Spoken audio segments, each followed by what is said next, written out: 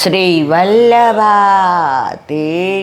કી જય, ગિરિરાજ ધરણ કી જય, શ્યામ સુંદર શ્રી અમને મહારાણી કી જય, શ્રી ગુસાઈજી પરમ દયાળ કી જય, શ્રી ગોકુલ નાથ કી જય, દાવ દયાળ કી જય, श्री नवनीत प्रिया लाल की, अपने माथे बिराता सेव्य स्वरूप की बधाई वैष्णव ने जाजा करे।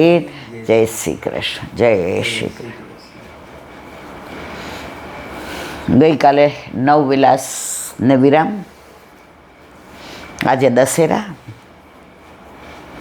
गई काले नी वात बधी करी કે 10 માટ બનાવવાના ધરવાના, બાકી બધું નિધિના મંદિરમાં થાય. આપણે કાંઈ એટલું બધું કરી ન શકીએ. આપણે બધા ગૃહસ્થી છીએ, એટલે ઘરમાં રહીને આપણે વન કરવાનું છે. ગોપીઓ ઘરમાં રહેતી હતી, બધું કામકાજ કરતી હતી, છતાંય પ્રભુને પામી ગઈ. ઓલી પનિહારી જાતી હોય ને,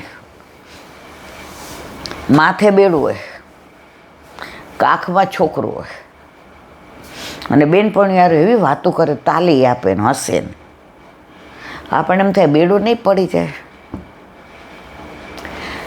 એનું ધ્યાન બધાની હારે વાત કરતાં કરતાં બેડામાં જ હોય છે. બધી લૌકિક લીલા કરે છે, પણ એનું ચિત્ત એના બેડામાં જ, કે પડી ન જાય.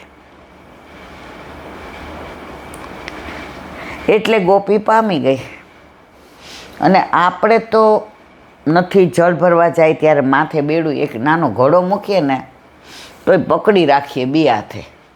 આપણે કેમ પકડવો પડે છે બે હાથે, ગોપીનો તો પકડવો પડતો. આપણું ચિત્ત નથી ઠેકાણે, અને ક્યાંક પડી જાય તો.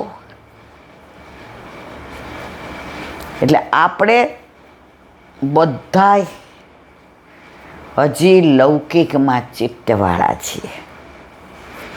એટલે ગમે એટલો કોઈ ઉપદેશ આપે, મારામાં તો બધું એવું જ છે, ગમે એટલું કોઈ કહે. અહીંયા બેઠા છીએ ને હમણાં બેલ વાગે, આમ રાહ જોઈએ કે કોણ છે. હવે થોડો સુધારો થયો છે, એમ થાય હશે કામ તો આવશે. પણ આવીને કોઈ એમ કહે કે આ તમારું સ્કૂટર પડી ગયું છે, હવે જો 5 જણાને આવડે છે, અને પગની તકલીફને લીધે હું તો જઈ પણ નથી શકવાની, અહીંથી બૂમ પાડું. જો તો પડી ગયું છે, પેટ્રોલ ન પેલું થઈ જાય, કાંઈ તૂટી. જુઓ, સત્સંગ અહીંયા કરીએ છીએ, ઠાકોરજી અહીં બિરાજે છે, છતાં ચિત્ત તો ગયું ને લૌકિકમાં. 84,252 પામી ગયા. એને કાંઈ સંસારમાં રસ નહોતો. દરેકમાં એક જ વાક્ય બોલે, હરી કરે સો ભલી કરે. અને આપણે પાછા હરીથી આગળ વયા જાય. આમ ન કરવું જોઈએ ને ઠાકોરજી, આમ કરવું. અરે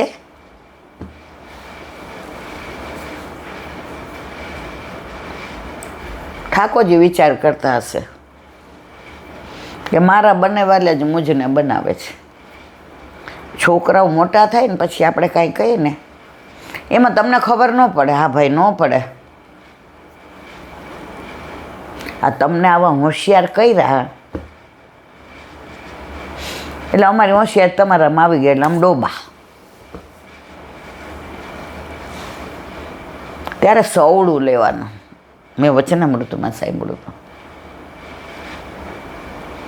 એ કે આપણને એમ કે ને તમને ખબર ન પડે, એટલે આપણે પ્રભુને કહેવાનું, વાહ મારા વાલા વાહ, કેવી આસક્તિ દૂર કરાવી. જો એ માન આપે, હા મમ્મી પપ્પા તમારી વાત સાચી, તમે કીધું એ પ્રમાણે કર્યું ને તો મેળ પડ્યો.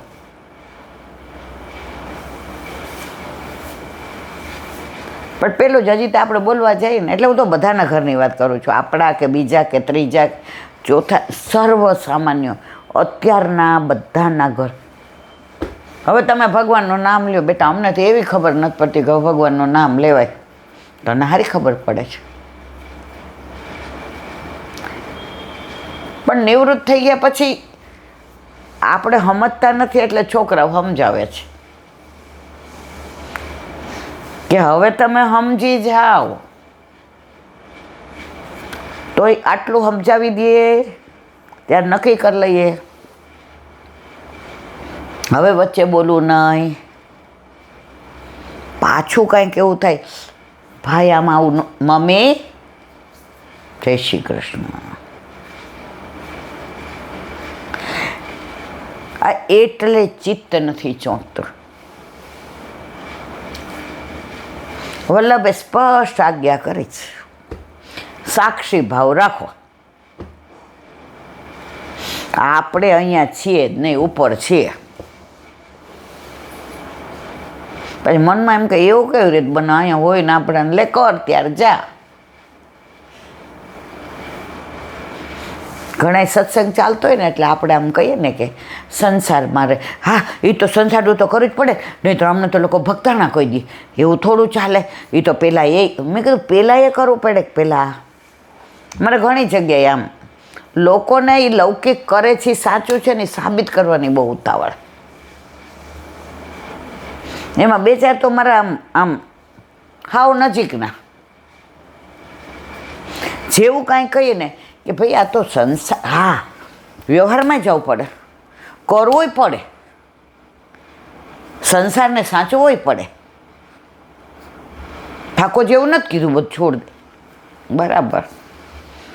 એટલે હજી એને આમાં જ રહેવું છે. મને રોજ જુદા જુદા અનુભવ થાય પણ બહુ આનંદ આવે. એમાંથી મારું સુધરે છે. હું કે ભૂલ કરતી હોઉં ક્યાંય તરત એલર્ટ થયો, ના આવું ના કરાય.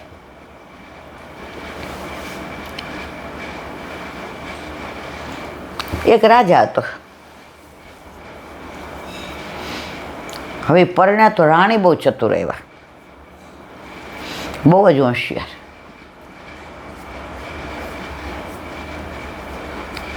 એટલે પછી દીવાનખાનામાં બેઠા હોય ને વાતો ચાલતી હોય. રાણી કે આપણે કામ કરીએ તો એ કે શું,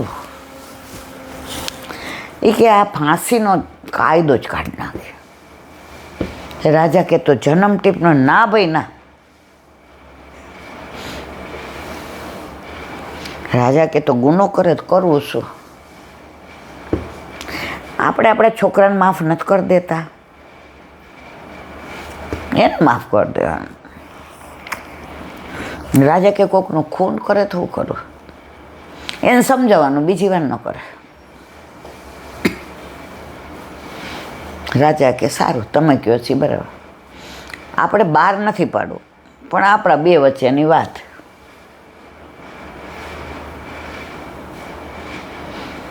હવે રાણી પરણીને આવ્યા ને તો પિયરથી 9 લખો હાર લઈને આવ્યા હતા, જેની કિંમત કોઈ આંકી જ ન શકે. હવે હાર ચોરાઈ ગયો. રાજા કે કાંઈ વાંધો નહીં, બીજો કરાર. ના, મારા પિતાએ આપ્યો હતો, અમારી પેઢી દર પેઢી નહોતો, હું એકની એક હતી, મારા માટે સાચવીને રાખ્યો હતો. એવો તો ક્યાંય મળે જ નહીં. આની કિંમત તમને શું ખબર પડે, તમારે ત્યાં ક્યાંય આવો. રાજા ક્યાં માથે આવ્યું એટલે જો હવે એ ચોર દોડ્યો એટલે રાજાના સિપાઈ જોઈ ગયા કે આપણા રાજમાંથી કાંઈક ચોરી કરીને, આ તો કાંઈ ખબર જ નહીં કે રાણી 9 લખો હાર. એટલે ત્યાં તળાવ ઓલું સરોવર હતું ને ત્યાં ઝાડ ઉપર ચડી ગયો. હવે એને બીક લઈ ગઈ. કે અહીંયા પકડી લેશે તો એ કે આપણને તરતા આવડે છે, સરોવરમાં પડી જાઓ ને સામે કાંઠે વયો જાઓ. સામે કાંઠે બીજા રાજાની હોત છે. અહીંયા રાણી કકડાટ કરે. રાજા કે આપણે અઠવાડિયું શું નક્કી થયું છે, કોઈને કહેવાનું નહીં, કોઈને આપણે શિક્ષા કરવાની નહીં, પનિશમેન્ટ નહીં કરવાના. આપણા છોકરાઓ કરે શું કરીએ? રાણી સાહેબા કે આ તો બધું મને મોઢે ને મોઢે કહે છે. એ કે મારો 9 લખો હાર નહીં મળે ને ત્યાં સુધી હું ભોજન નહીં કરું. રાજા કે તો આપણી શરત ફોક. રાણી સાહેબા મૂંઝાણા. રાજા કે જો 2 નહીં થાય, લોટ ફાંકવો અને હસવું, આપણા માટે જુદા કાયદા અને પ્રજા માટે જુદા, એ અમારી આટલી પેઢીથી ને હું રાજ કરું છું. અહીંયા એક જ કાયદો છે, નક્કી કર લો. રાણી સાહેબા કે હાર મળી જાય ને પછી નક્કી નાય.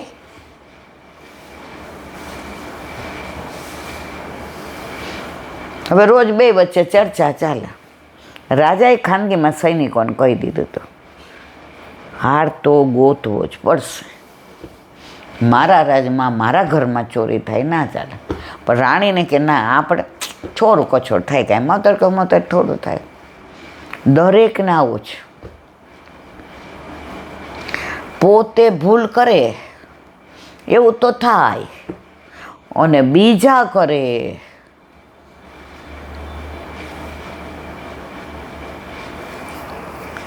હવે ઓલા ચોરે શું કર્યું? એ કે હાર અહીં લટકાવી દો અને સામે કાંઠે હોય. બધાય ગોતશે તો નીચે ગોતશે, ખોદવાનું કરશે, ચારે બાજુ જોશે, કોઈને ખબર પડશે નહીં કે હાર મેં ઝાડ ઉપર લટકાયો. અને 2-4 દી અઠવાડિયા પછી બધું શાંત થઈ જશે. આ 9 લખો હાર લઈ આવીશ મારી 7 પેઢીને. એ તો પહોંચી ગયો સામે. હવે ઓલા સૈનિકો આવ્યા તો એણે હાર જોયો, મળી ગયો મળી ગયો મળી ગયો મળી ગયો. હવે સરોવરમાં લેવા ગયા. જેવો લેવા જાય એટલે ડોળાઈ જાય. બીજા સૈનિકને બોલાવ્યા, લેવા ગયા, પાછો ડોળાઈ જાય. દીવાનને બોલાવ્યા, એ મને આવડે છે, તરતાય આવડે છે, નાર ગોતતાય આવડે છે, હું એવો મરજીવો હતો. આ તો રાજાએ મને એ કહે કે રંકમાંથી દીવાન બનાવી દીધો. પડ્યા. 4 કલાકે પાછા આવ્યા કે હાર મળતો નથી. પાછું જોયું તો હાર ઉપર આવી ગયો. રાજાને બોલાયા.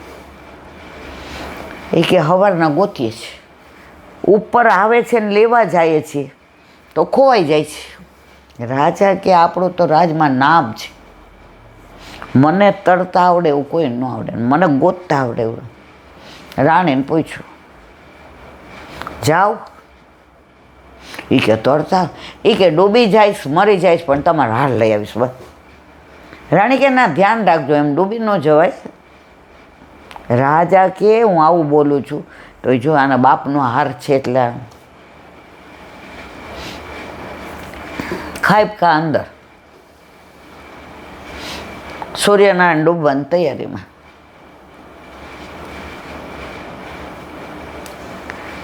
થાકીને આવ્યા. રાણી, આ સરોવર એવું છે વિચિત્ર ને, અહીંયા હાર દેખાય છે પણ હાથમાં નથી. હાલો ઘરે. ત્યાંથી એક સંત જતા હતા. જો ધર્મ અને અધર્મ, જે રાજમાં ધર્મ હોય ને, રાજનીતિમાં ધર્મ ન હોવો જોઈએ. ધર્મ હોવો જોઈએ એ નીતિ નિયમ પ્રમાણે, પણ ધર્મમાં રાજનીતિ ન હોવી જોઈએ. આ રાજાને ત્યાં એવું હતું. રાજનીતિ શુદ્ધ હતી, ધર્મ પ્રમાણે આચરણ કરતા હતા. પણ ધર્મમાં રાજનીતિ નહોતી. એટલે સંત મહાત્મા કે કેમ અહીંયા બધા ભેગા થયો છે? રાજાએ તો સાક્ષાત દંડવત પ્રણામ કર્યા. સંત મહાત્મા બેસાવ ઘોડા ઉપર રથમાં. કે નહીં નહીં, સાધુ તો ચલતા ભલા.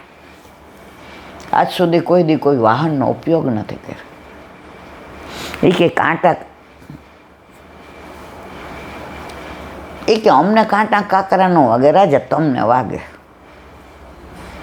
અમે ટેવાયેલા, કોઈ દી પહેર્યા જ ન એટલે સંપલ ખૂંચે, કાંકરા ન ખૂંચે રાજા. અમે કાંકરાથી કાંટાથી ટેવાઈ ગયા અને તમને જ મોજડી ખૂંચે. રાજા કે સંત મહાત્મા કેમ ઉદાસ છે રાણી સાહેબા? ત્યાં તો રાણીની આંખમાંથી આંસુ. શું થયું રાણી સાહેબ? કે એમનો 9 લખો હાર એમના બાપાના ઘરનો, એમાં રાજાએ ભાર મૂક્યો એમના બાપાના ઘરનો. ચોરાઈ ગયા. હવે ચોરાઈ નાખીને ગયો છે. થાકી ગયા બધાય, દેખાય પણ મળતો નથી. સંત મહાત્મા કે બતાવો. ગયા 4.5 મહિના ચોમાસું તમારે ત્યાં કર્યું છે અને આ રાજનો ખાધો છે. મારી ફરજ છે. બધા કહેવાય સંત મહાત્મા જો ધર્મ કરે ને એ બીજું કોઈ ન કરે. સંતો ભક્તો કરે ને બીજું કોઈ ન કરે.